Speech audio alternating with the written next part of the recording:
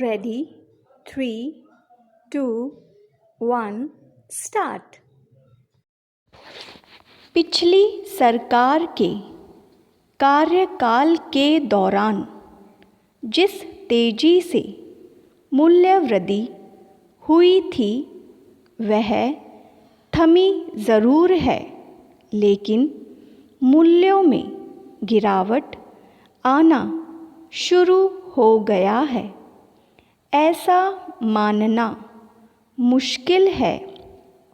मूल्य वृद्धि के संबंध में राष्ट्रपति के अभिभाषण के दौरान कांग्रेस सदस्यों ने सदन में जो व्यवहार किया वह तो निंदनीय है, लेकिन यह बात सही है कि महंगाई कम नहीं हुई है।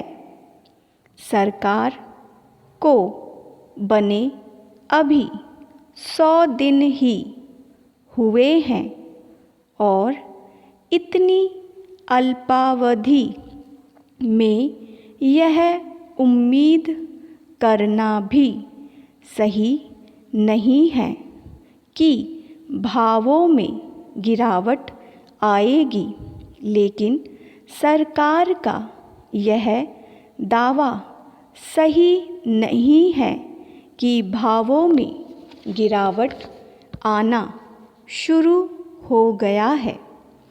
नई सरकार को देश की जैसी आर्थिक स्थिति विरासत में मिली है, उसमें अल्पावधि सुधार संभव ही नहीं है और सरकार को इस तथ्य को स्वीकार करने में कोई झिझक भी नहीं होनी चाहिए। नई सरकार को देश के आर्थिक हालात को सुधारने के लिए पर्याप्त समय तो देना ही होगा। केंद्र में सत्ता परिवर्तन के बाद जो खुलेपन का वातावरण पैदा हुआ है वह स्पष्ट है। सरकार लोकतांत्रिक संस्थाओं की मान मर्यादा व प्रतिष्ठा को बहाल करने में लगी है। यह बात भी सही है।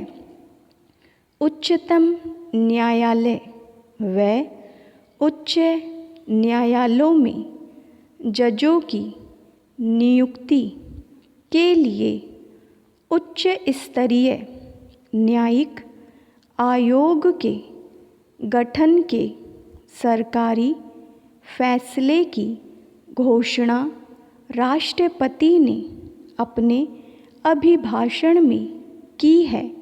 यह घोषणा स्वागत योग्य है क्योंकि पिछले 10 वर्षों में न्यायिक संस्थाओं में राजनीतिक दखल से उनकी प्रतिष्ठा में जैसी गिरावट आनी शुरू हुई थी वही सभी के लिए चिंताजनक बात थी। न्यायाधीशों की नियुक्तियों में कार्यपालिका की मनमानी की शिकायतें होती ही रहती थी और इसी वजह से आम जनता का स्वतंत्र न्यायपालिका की बात पर से विश्वास डिगने लगा था। विराम।